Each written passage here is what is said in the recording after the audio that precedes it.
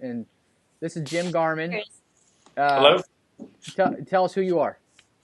I'm Jim Garman. It's my company, and Hence the name. You're the that's Garmin and Garmin. I'm the Garman. It's not my dad. Some people ask for my dad, but it's really not my dad. It's me. You're like, unless it's bad, they go, I want to talk to the owner. Like, oh wait, that's not me. Let me go get him. Pay no attention to the man behind the curtain. No, that's great, and I love your style and the willingness to let people do this. Okay, so answer this question: builder, owner, sales manager, VP of sales. I mean, there'll be a wide variety of audience looking at this video. Here's what they're going to say: A, no way in heck am I going to let my salespeople blog for me. What would you say to that? I think that's the culture we live in these days. I mean, the generation that's going to be buying homes these next 10 years are all about transparency. They want to see the people behind the company. Um, I think it's inevitable. You trust your people with millions and millions of dollars and spending all this money on advertising and materials to not trust their voice. I mean, for me, it's just a no-brainer. I trust my people. I trust their voice. And one of the keys is Elena decided to do this herself. This wasn't a corporate, hey guys, we're going to blog this summer. This was a very much a grassroots thing that she was passionate about. Like you said earlier, if you don't have that passion, that person is not passionate, it's not worth it. You Right. can't make somebody blog. My instincts is trust your people and take a risk on them and find out. All right, It'll that's be worth good. it. So then the second thing would be, I guess, when they're asking how this fits into their company and their model, what would be your one piece of advice for a builder owner, for a VP of sales on getting something like this going and letting loose of some of that? You mentioned some of that in the answer right there, but if you were just to say, hey, here's what I would say to you, what would that be? I think I would say that being memorable is the most important thing. And a blog like this, we're not writing a blog that says we're the experts on real estate in the triangle. Frankly, there are 100 people writing that blog, and it's really freaking boring. Life is way too short for another blog about new home construction in the triangle. But be memorable is my advice. And Elena found a way to do this with Build Like a Girl.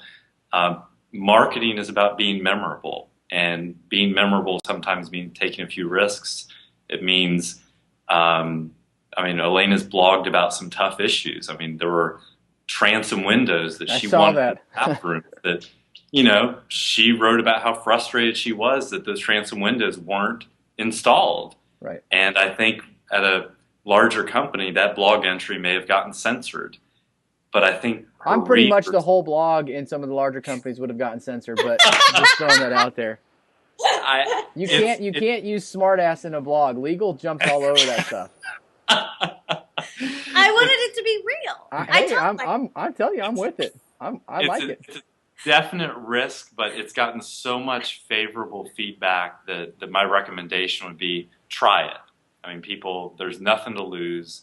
And for employee morale, if for nothing else, to watch our team of employees rally around Elena's house, it's magical. Magical. There it yeah. is from the word. Yeah. It's magical. It's well, and it is, and there's you can look at the analytics and track everything from it and say, well, maybe it's not, we're not driving all this traffic or doing this, that, or the other. I do think the experience is extremely important, and if it's so hard because I talk with a lot of companies about social media, and this is what I would paint for them. You know, yeah, there's some things you could do different on your site and integrate it more, and we're not. That's not the point. The point is, this is the core. Someone with passion, someone who is doing this on a consistent basis, someone who is using a medium that works for them. This is what you would do for them. It just seems like it's so frustrating sometimes because there's these blocks that go all the way through, and like you said, Jim, maybe some of it is they don't have the right people on the bus in the first place. And if you can't Right. trust someone on what they're saying, you can't trust them on the phone, via email, face to face, a blog, geez Louise, I mean, that's a little bit more permanent and more in the public. So I think Yeah. point taken, but I look at this and I go, that's why I'm talking to you here and getting an interview. Just I want to get the feedback so people understand and businesses understand and management understands that this is a kind of a good picture, a good case study, a good poster child. Elena is a good poster child for this, even though it may be on the end of edgy. That's okay because that's your company style. You can still have personality come through that's not edgy. Let me offer this. I would say part of we're not trying to drive new traffic with this blog. Let's just be real clear. We're not looking to sell a house with this blog, but what we're doing is we're creating a place for people who go that have found out about Garman Homes and they've had a good impression of Garman Homes, and now they want to reaffirm that impression. So it's one of those social media building blocks that supports a generally good impression someone already has. So, that's what all our social media does. It supports that impression, and people don't want to get it off the corporate website. Right. Of course, your corporate website is going to have great testimonials. You'd be a fool to put bad ones up there. Right. So buyers these days, they want to get outside verification that these are good people. And that's part of the thing that Elena's woven with this blog. Right. Part of what Elena does that's so special is she makes people feel like they're a part of the adventure. And when people feel like they're a part of the adventure, they're okay with some mistakes here and there. It's not an us versus them thing. It's hey, we're all in this together. And I think a lot of our social media creates that feel. It's getting to we and not I or you. It's a we. Well, and it's the biggest purchase anybody makes. It's a stressful thing, and again, humanizing it's important. And I think it's really great to go back what you were saying before about being clear on your expectations. What you said about why the blog is there in your social media is, again, if you could wave a magic wand, no one's gonna just magically. I say this all the time when I'm talking to people. They're not laying up late at night saying, "I want to buy a home. Where should I go look for a home? I'm going to go search out Facebook, or I'm going to go look to see who's blogging about homes." It never works that way. They always narrow it down, find what they're looking for, and then they want affirmation. Right. Is this the company who I want to do business with?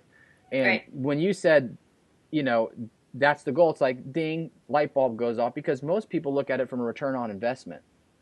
And if you're looking at it from ROI, like a pay-per-click strategy, you're dead in the water, and that's why after 90 days, most people say, screw this, I'm done. Right. And this is more about telling your story in a powerful and effective way. And so when someone is to that final choice, they're going to pick from Garmin or insert builder here. They go, you know what? I like their style. That's a lot like me. They have more information out there. They have more stuff for me to look at. And I think that's extremely powerful, no matter what the medium is. It could just be only Facebook, or it could just be Twitter, whatever. The blog, I think, makes the most sense. But I like that. I like the way that you guys have done that and the expectations, because with those expectations, it doesn't matter if only 30 people have viewed your video on YouTube.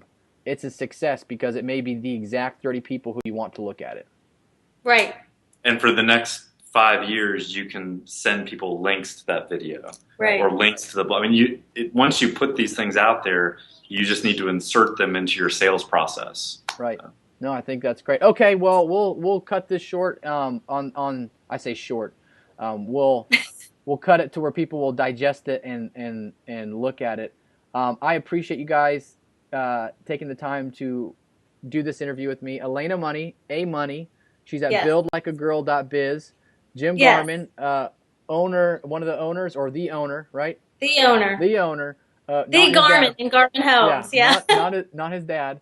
At garmanhomes.biz, that's their website. Go check it out. Check out the blog. And hey, we'll post this up on the blog. Hopefully the next week we'll get everything done and have that going. Thanks so much for your time. I'll stop recording here in just a second.